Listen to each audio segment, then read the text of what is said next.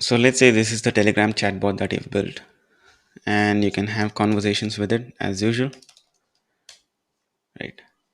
So let's imagine the same system gets into hands of a spammer, right? And then they would just start bombarding your bot with messages at a rapid pace, right? Let's see what happens.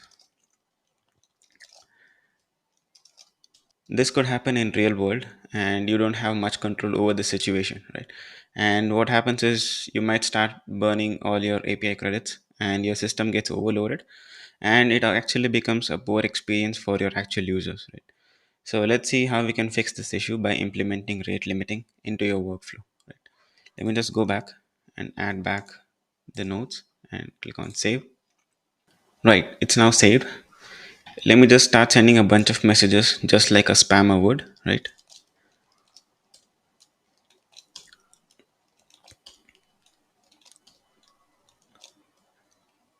And see what happens. See, and after some messages, I get to see there's too many requests. Try again shortly, right? And just like that, we've added a simple but powerful layer of protection to our bot. So this rate limiting helps you prevent spam and reduce token usage and keep your system stable, right?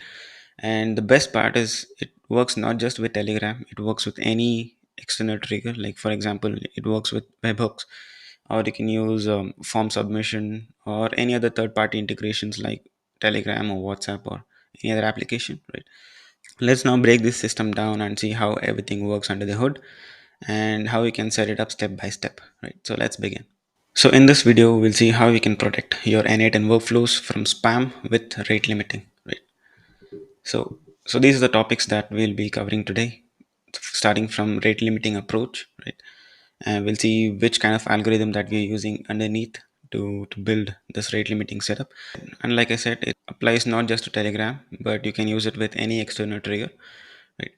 And after that, we'll go through the workflow, the n8n workflow. After that, we'll go through things to keep in mind and some improvements that we could do to our current system. And after that, we'll also see how you can set it up, right? I'll also provide the template in the description section so that you can just import it and tweak it as per your wish. And after that, let's conclude it. So let's begin by looking at the rate limiting approach that we're using. Right. So let's quickly talk about rate limiting, how rate limiting works, and the actual logic behind it. Right. So there's this common method which is called as token bucket algorithm. Right? Here's a simple and fun way to understand it. Right? Imagine you have a jar of cookies and everyone wants one, but we make a rule where it says each person can only take two cookies every 10 minutes.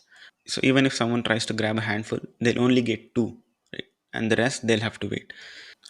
So this is exactly how rate limiting works. Right? Instead of cookies, we are talking about API requests now. Right? So let's say you would want to allow a user to only send 5 messages in 60 seconds, right? And once they hit that limit, they're just temporarily cut off from using your system, just like the cookie jar. So this ensures your system stays healthy, stay fair for all users, and protected from spammy users, right? And in the backend, we're using Redis to help us manage these tokens or the message limit super efficiently, right? So let's now take a look at the workflow and see how you can implement the same, right? Let's go to the next slide, which is the workflow walkthrough itself. So this is how the workflow looks like. So let me just highlight this part, right? So these are the five nodes. So these are the five nodes responsible for rate limiting, right? So if I just remove this and bring it closer, so this is how a typical uh, Telegram chatbot workflow would look like. But let me just add it back, right? Let me now actually take you through what's happening. Let me just give you a quick overview and then I'll take you through step by step, right? So everything starts from this Telegram trigger node where we wait for user input, and then once we receive that, we are actually using this set field to initiate the variables that we'll be using inside our rate limiting setup, right? And then it goes to a Redis node, which is responsible for keeping track of number of messages being sent by each user. Right? And then there are two cases from here. Either it can go to success or error, right? If something goes wrong on error side, what happens is we just keep a log of it, and then we just continue, so that we don't want to stop the execution, right? And if everything goes right, we just continue from here, right? And then there's a if check node here, which basically checks if the total count is less than the rate limit that we have set inside this variable, right? If yes, then we just continue as usual. Otherwise, we just stop the execution by sending. So actually, let me just start this test mode and take you through step by step, right? Okay, let me just send a simple message. Yes, we got the request, right? Let me go back here and get inside this edit node. This is where I'm setting these variables, right, that I'm going to be using further. So starting from this UID, so this is really important because this is how we uniquely identify each request associated with the user, right? So in my case, I'm using this chat ID, right, which is unique for each user, and this is how I identify messages uniquely. And after that, I have defined this duration in seconds. So this is basically the time window, right? So I'm setting this to 60 seconds, and the number of messages that I can send within that time window, which is 5 here, and the error message, right, in case if user hits the limit, right? We say this too many requests, try again shortly. And if I just go back and let me just execute this, perfect. Now let's get into the core of this entire workflow, which is the Redis node, right? The operation that I'm performing right here is called increment. So what I'm doing is I'm using this key, which is basically the chat ID, right, which is unique for each user. And whenever this workflow receives a message, it basically increments the message count, right, starting from 0. So whenever I send a message, I use this key, and then I just keep incrementing the total message count. And I'm also setting the TTL here, which is time to live, right? So this is really important because this is how we expire this key and then reset the counter again. So this key lives for 60 seconds, and after that the counter restarts so that users can start sending messages again. These are all dynamic values. This is the reason why I am using a dedicated variable, so that I can just define all the variables at one place and then just drag and drop and use it in a dynamic manner, right? And then let me just execute it. Yep. So there are two cases from here. One is success and the other one is error, right? Let's say the increment operation takes place successfully, then we hit this success path, right? Otherwise, if something goes wrong on the Redis side, or if it just crashes, then it goes to this error path. And we'll cover this later. First, let's look at the success path, right? So if everything goes well, what we do is we just go into this if check node, and inside this I'm just basically checking if the count is actually less than the rate limit that I've specified here, right? So once Redis performs the increment operation, it actually returns the latest value back. So we can just use that and use that to compare it with the rate limit that we have set here, right? So that's what's happening here. So you can see this value, which is this one, which we get from the Redis increment operation. If it's less than or equal to the one which we have defined in the variable here. If yes, then we just continue further, right? Perfect. What we'll do is we'll execute this node. So there are two cases here again. If everything goes right, we just continue with the workflow, right? And if something goes wrong, which is, if we have hit the rate limit, then we'll take this false path, and then we'll just send the message that we've defined inside a variable, which is this one. Too many requests, try again shortly. And with this way, we are not continuing with the execution of the workflow. And coming back to this error path, so I'm just using a simple log error node, which basically tells you to write the log into a local disk, and then just continue with the flow, right? So I would insist you to just replace this with something more powerful, like Slack or email note, so that you get instantly notified if something goes wrong here, and then you can just fix it. And after this, we just continue with the execution. Just because our rate limiting system failed, we don't want the main execution to stop. If we want to really have that strict limit, we can do so, but in most cases we would just continue, and we just want to make sure that Redis is not dead, and we just want to keep it running. And if something goes wrong, we get instantly notified, and then we can just fix it so that the system remains running as usual. Right, let's continue. Next, next up, it's things to keep in mind and improvements that we could do to our system. The first point is heavy dependence on Redis, right? So Redis basically acts as a backbone to our entire rate limiting setup, right? So if that fails, the entire system might just fail over. We just want to be very careful about this situation, right? We want to continuously monitor our system and make sure that never happens. So one recommendation from my side is to keep it close to your n8n instance, right? So what I've done is, let me actually show you how it looks like. So this is my railway.com dashboard. This is where I am hosting my n8n. So I've just deployed the Redis into the same environment so that it's just very close to my n8n instance.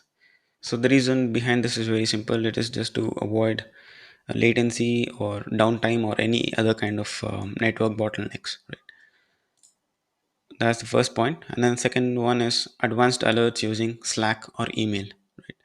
So whenever something goes wrong with the system, we want to be instantly notified, right? So in that way, what we're doing right now is just adding a simple log into a local disk, which is not something which we want to do in real world use case, right? We can just replace this with something more powerful that could just instantly notify us, like an email or a Slack message or something like that, right? So talking about third point, which is monitor and evolve the system, right? So this is more like a dynamic system, right? Where we need to keep monitoring it every single day in order for us to improve it. So some of the key metrics that we could consider tracking is peak times. So where the users are higher in count, and frequent offenders, right? The users who just repeatedly spam the system, and then use this data to adjust the thresholds or basically add new rules or implement new techniques or flows into the workflow, right? We could do that. So talking about improvements, which is going beyond a basic message limits, right? What we could do is we could implement geographic rate limiting, right? Where we could just limit users from accessing our system who are from a specific region, right? We could implement that. And after that, we could adjust limits dynamically based on the time of the day. Like I mentioned earlier, we can keep track of the peak hours and apply some strict rules in peak hours and maybe make it looser in off hours, right? We could just implement those dynamic rules, and I think we can do that inside this edit node, right? Where I'm just hard coding the values here. What you can do is you can just use this expression mode and then use this now variable. You can just write a simple JavaScript code over here. Let's say if the time is between this and this, then use a default value. Otherwise, use some other value, right? Something like that. You can just define it over here to set up a dynamic rule. And after that, we can ban spam users, right? We can just track users who consistently hit limits or does n number of violations, and we can just block their access. We can also implement some kind of block list where we can just keep track of all these users who keep offending repeatedly, and then we can just block them from using our system. We can do that by adding nodes in this path, right? So this path is taken when limit is hit by the user, right? So we can just add more nodes over here to implement some kind of block list to keep track of those users, those spam users basically. Yeah. And then going to the next slide, which is how can you set it up for your workflows, right? It's just super simple. What I'll do is let me just go back. So like I said, these are the 5 nodes which are the most important when it comes to the rate limiting setup, right? So this could be your basic and current workflow, right? What you could do is you could just use this template in between.